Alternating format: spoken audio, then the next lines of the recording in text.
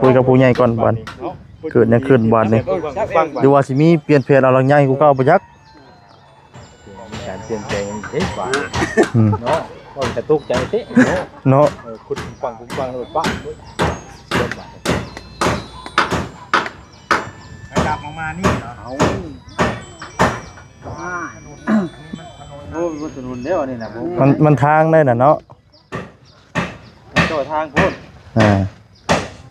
ทางไหนบาทนี่ตัวยับกลับไปพุ่นอีกบ่ยับเข้าไปข้างหลังฮะเด้ๆลักน่ะพอดีเลยท่านเนาะดินนะเบิดแดดดินเบิดกันจังได๋สิจงไว้ให้เทือนครัวข้างหลังการถอยไปดินมันจะหมดเลยนะพี่ตรงไหนถ้าถอยไปตรงนั้นนะโอเคเอาไม่ได้ไม่ได้ตรวจ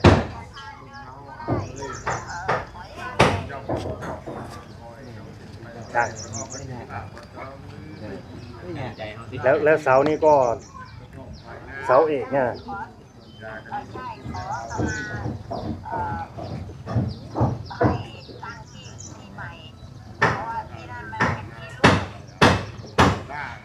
เขาก็ให้ยาย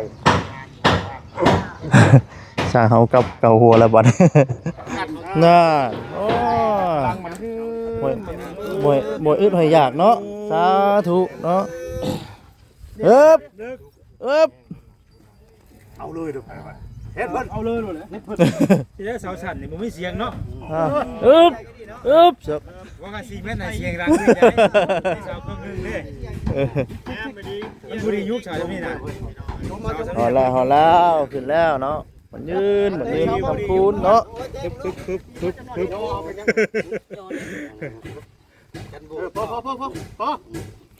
คักบัดเนาะกูคักปัญญังปอเด้อไปสักทิศไปมันเที่ยงย้อนหยังบ่เที่ยงย้อนหยังมันเที่ยงย้อนหยังทำเที่ยงวะมันบ่เนิ่งถูกต้องกันเนิ่งกันเช่มันบ่เนิ่งมันบ่เที่ยงโดยเที่ยงย้อนมันบ่เนิ่งถูกต้อง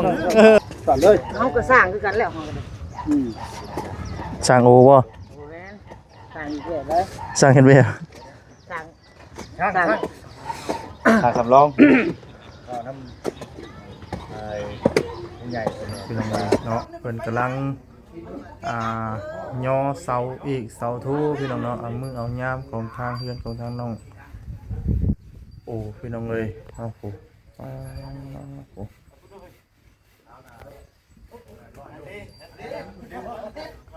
โอ้น้องโอเพิ่นก็ย่อซอยพี่น้องเลยเนาะ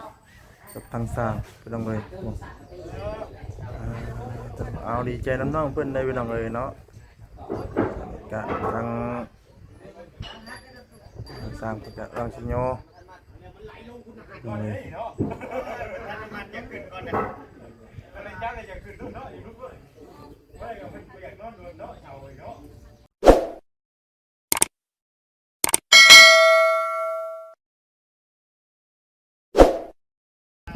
น้องเลยเนาะกับทักทายสบายดีเด้อพี่น้องเด้อเนาะสบายดีพ่อแม่พี่น้องซีเบิดสุขสู่คนพี่น้องเนาะสิอยู่ในและก็ต่างประเทศพี่น้องเอ้ยเนาะ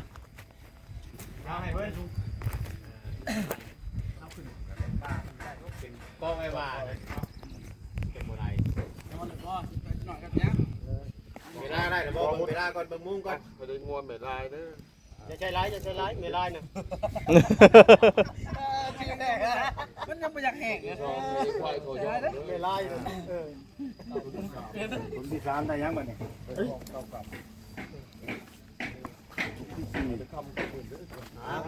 ตอนย่อแล้วทำการนาทีเอาไปทำเป็นพ่อชุดก่อนงามยำดีคือเด็กตามโตมือแดงนี่ค่อยกระดื้มเบิ้งในกินนี่นะเสือกสีเขียวเนาะคือขาดเลยเปียกน้อยใครอยู่เปียกใหญ่ฮะต้นที่7ประกลับมาแล้วก็ยังย่อไปตั้งเลยบ่เอาเลยบ่เดี๋ยวเพิ่นว่าได้เอาเลยบ่2 นาที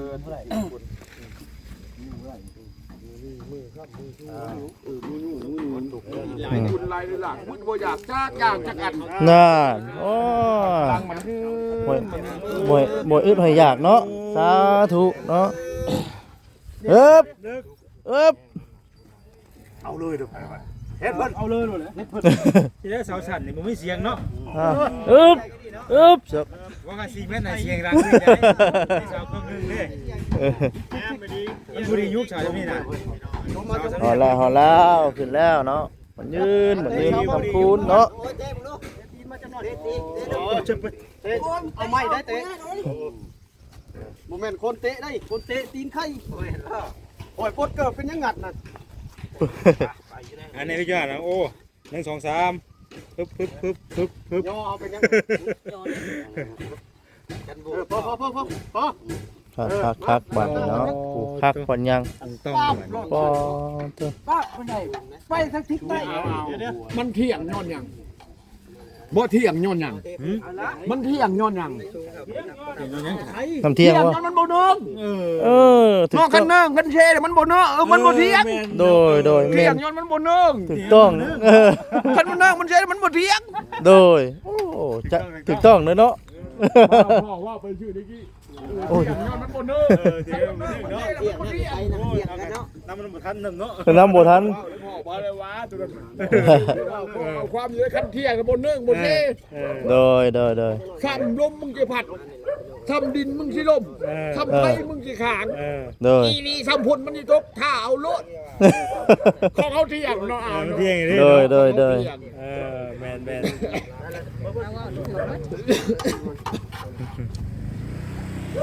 ต้องถูกต้องเนาะ เรียบร้อยเนาะเสานี่เป็นที่เรียบร้อยนี่ เอาวันนี้มาแทนเลยนอญาตินอหมูหักได้กายตาเอามาแทน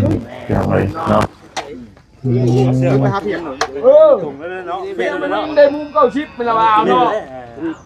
ได้แล้วเดี๋ยวเขาเนมได้สายตาบุได้ดอก ได้แต่ว่าเคยเส้นเดียวหมดเส้นมันได้ยุ่ง ได้แล้วบันพี่น้องเอ้ยเนาะอ๋อตัวเอ๊บ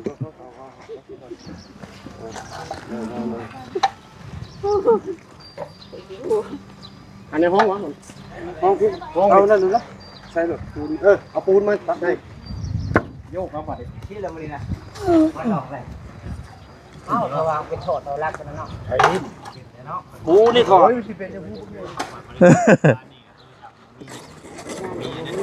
ได้คนเรียบนั่นแหละรถสินัดเอานี่ได้เลย แล้วบันพี่น้องเอ้ยอ๋อตัวลายคักลาย แล้วโยกไปคุณหาเปียกอันเด็กอันนั้นเล่นฟองนะ ไอ้ที่ห้องไปยังจะ เสาอีกเสาโทพี่น้องเนาะมือสันวันดี น่าจะทุก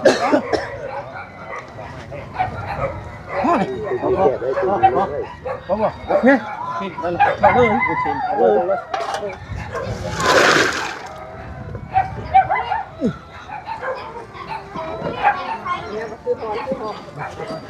ฝนจิตตกไปจังเนาะเอามาอีกเลยเนาะ ว่าคือฟ้าคือฝนนะพี่น้องมาอีกเด้ออ๋อตัวนี่แหละพี่น้องเลยเนาะฝนมา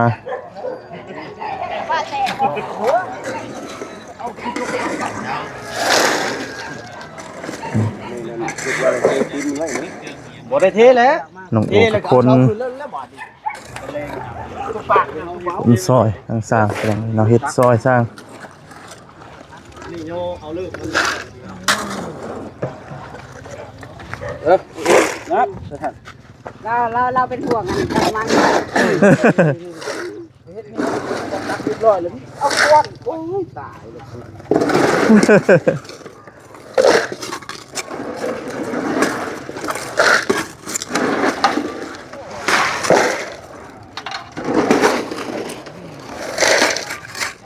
มันยังดีใจ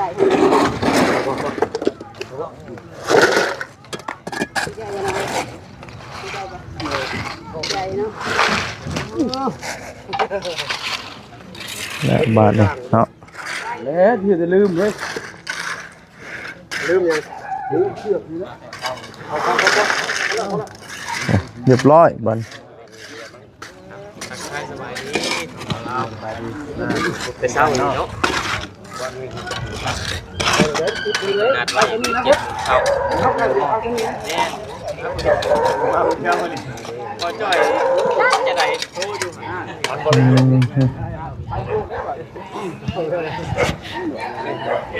สายเขากำลังปิดไปนะครับ ชูนมันดิชูนไปได้ด้วย หนึ่งไงเนาะหนึ่งไงเนาะเพื่อจะได้แข่งตัวเนาะ มีแต่เห็ดแนวใหม่บ่ เรียบร้อยบาทเนาะ ชื่ออะไรก็77 57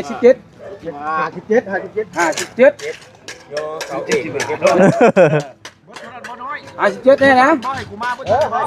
คุมลูกคุมต่ำเลยเนาะ กูต้องเอา58เด้อบัดนี้เด้อ1%นึงนะฮะเอาขุดดูฮะ มีสอนมีชัยใบโยโยเนาะ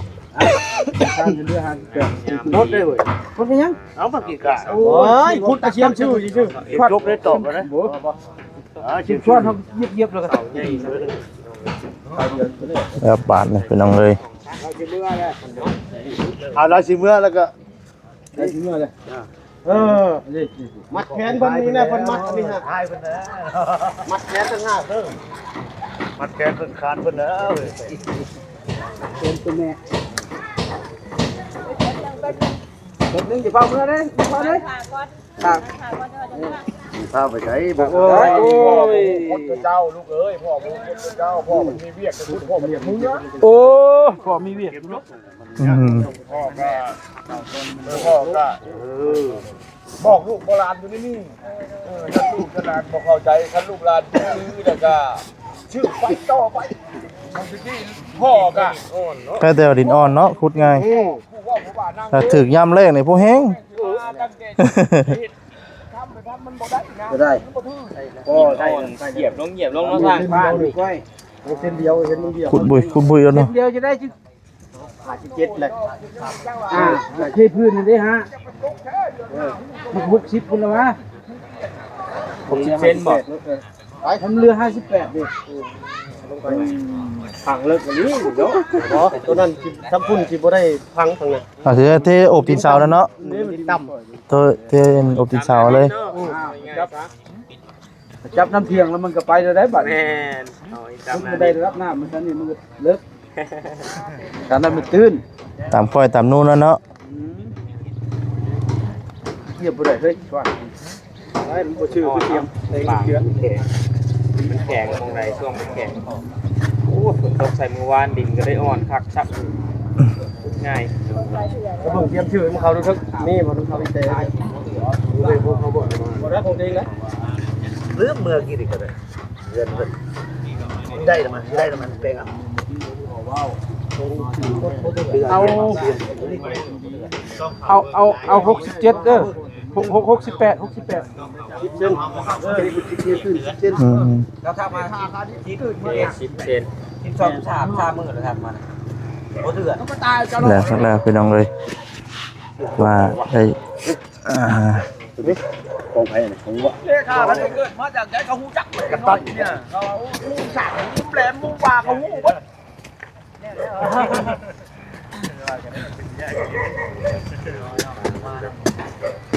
หลายคน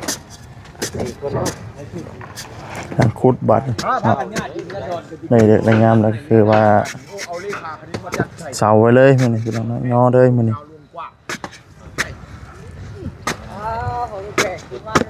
เขาจะว่าปีนเขาจะเห็นปีนชั้นเขาบ่จักคนเม็ดชั้น มาน้ำหลังเป็นไงคือว่า อ้าวพวกบ่ล่ะว่าลากระเม็ด เจ้านี่บ่ ลากระเม็ดกิโลมันต่าง เสามาว่านี่ กิโลมาใช้กี่ต่างเม็ดไม่ใช้กี่ต่าง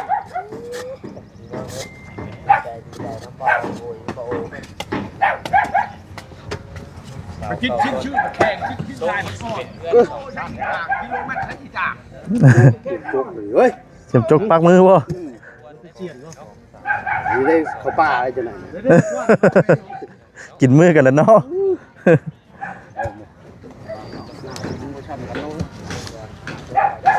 นี่ขนาดดีเท่านี้ต่ำลงไปถึง ต้องได้เทกนะเนาะ ตรงนี้มีแต่45บอกเห็นทุกไผอันนี้จุเหลวบ่ได้เบ็ดบ่อยากมาที่บ้านเป็นไร68 69ก็ได้ผ้าแล้วเทเรือทำนั้นพุดเลิกก็ได้แล้วแต่เวลาเทให้เรือซ้ำ58แล้วก็แทงดูยังไงอันนี้ฮะ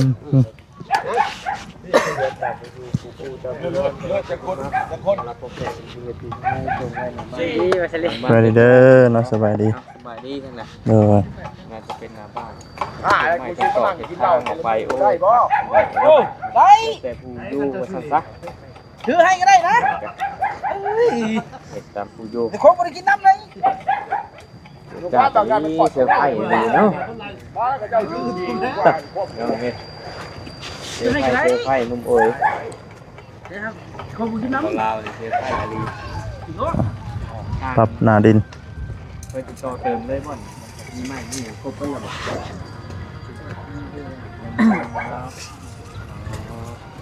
ของลาวเพิ่นสิสร้างใหม่ใส่ให้มาได้สร้างก็คือตรวจเลยคือว่าได้ตั้งแต่เสาเนาะ โอ้ยน้องกูป๊อปเลย ตั้งเสาไว้ก่อนทีนึงเลย คือไทยนาแล้ว ต่อไป เขาเลยมาบ่ทันให้เขาพักให้เวียกลูกเดียวนึงไปเปิดด้านหลัง ยังไม่ได้ของลาวเนาะ พักไปคนใดเดี๋ยวเลยเลยก็ไปสาวไปเลยแล้วจังว่าร้านเขาแล้วกะก็อยู่หวานจะเฮ็ดกันคืนท่านคนน้องนั่นแหละเอาแบบเซ็กดีกว่ากันคืนเลยถ้าบ่เฮ็ดกันคืนบ่ได้คืนแล้วบ่ได้นำคืนแล้วตับๆๆๆนะนำเรื่องนำพร้อมเอากูเลยบาดเอ้ยได้ไปเลยไปอยู่ใกล้กันก็บักนะแล้วก็มาพูดดีประเทศนะเดี๋ยวบอกให้ดีประเทศนะ เสาเก่าต้นพี่น้องเอ้ย เรียบว่านั่นน่ะ จ้ะบ่ได้มวนโฮเซลน้ำสร้างอีกแล้วเนาะ เรามา3 มื้อนี่แบบยามจุกคักเราแปลงเลยแปลงเลย กินนี่ปักมือแล้วว่ากินนี่วะเสียนปักมือแล้ว จนแล้วเลยบ่ได้เคยปักมือจะเถื่อจะจับมือเดียวเสียดปักมือครับ มันสิเหี้ยทั้งด้านทั้งหมาดเนี่ยจะได้เหี้ยไปเลย ว่า พูดเลยกินมือกินตีนเลย มือทีกูไปหมดแล้วอ่ะ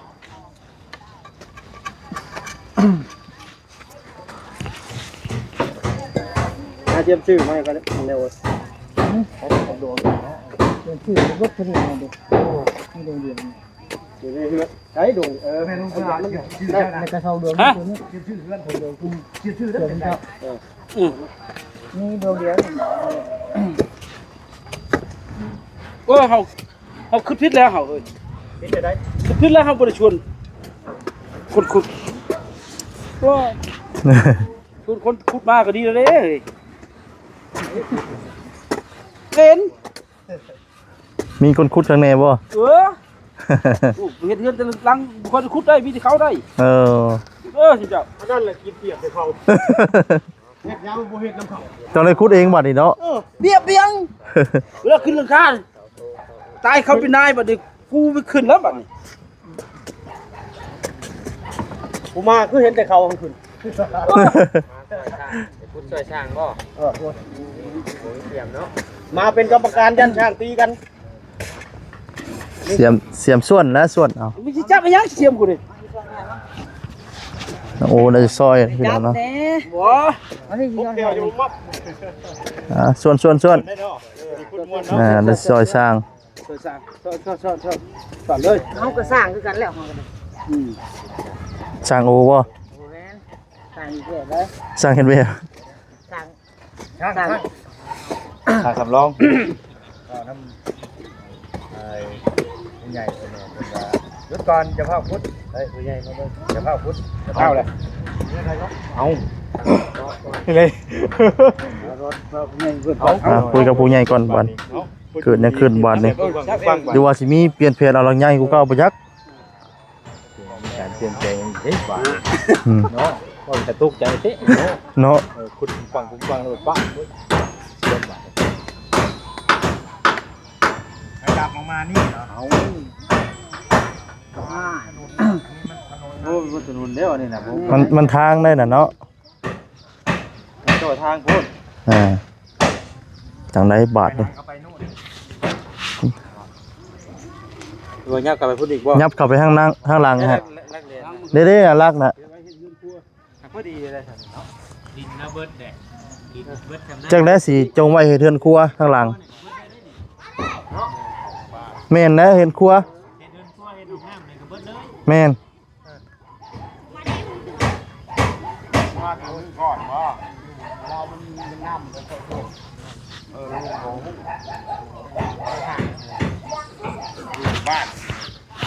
จังไดบัดนี้เป็นจังไดมีการเปลี่ยนแปลง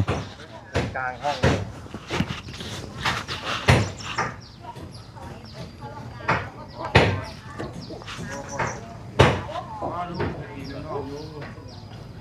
การถอยไปดินมันจะหมดเลยนะพี่ตรงไหนถ้าถอยไปตรงนั้นนะโอเคเอาไม่ได้ให้นี่ตัว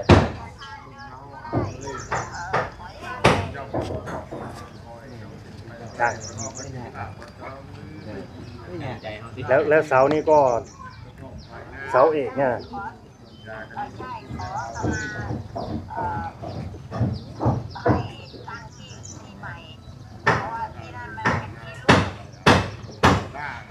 เสาเอกก็ให้ยาย สร้างเฮากับเก่าหัวแล้วบัด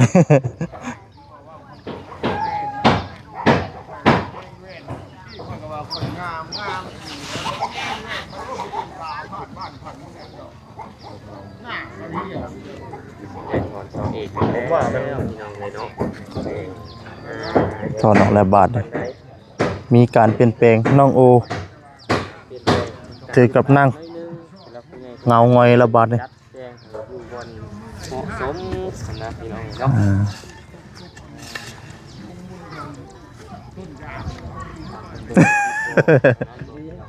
ไม่ได้บ่เกิดขึ้นอีกนิด เกิดเยอะขึ้นเพียงแต่ว่ามีการเปลี่ยนแปลงยับเข้าไปทางในจะให้มันมีหน้าเดิน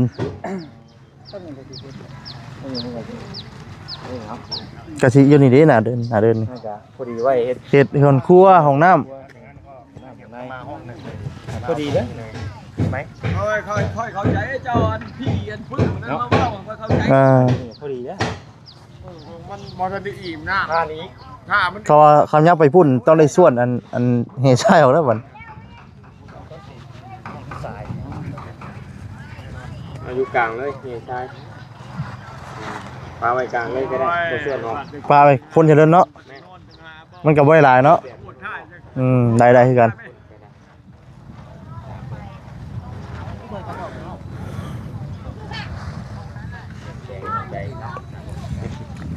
ไปพี่น้องเอ้ยเอาเดี๋ยวจังว่ากันเนาะทั้ง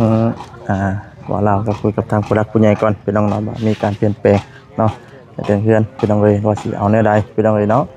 เอาผิดพลาดจังใดก็ขอโทษขออภัยด้วยพี่น้องใดทั้งวัสดีเนาะบ่ประมวลนั่นถูกเนาะขอโทษขออภัยนำเนาะลำลาไปก่อนฝากกดไลค์กดแชร์กดติดตามเนาะเป็นกำลังใจให้แน่เนาะลำลาไปก่อนเนาะสำบายดีเด้อพี่น้องเด้อเนาะสำบายดีพี่น้องเอ้ย